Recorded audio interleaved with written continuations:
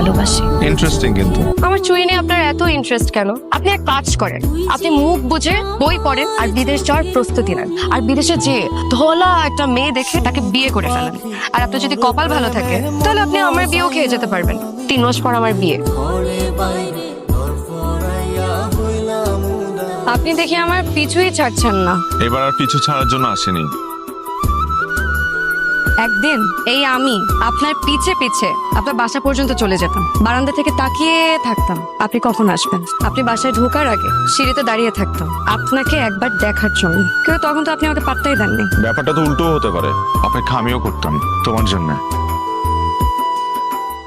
তাহলে আপনি আমাকে এত কষ্ট দিলেন কেন? ছেড়ে গেলেন কেন আমাকে? তুমি ছোট ছিলে, আমি ছিলাম তোমার চেয়ে বয়সে বড়।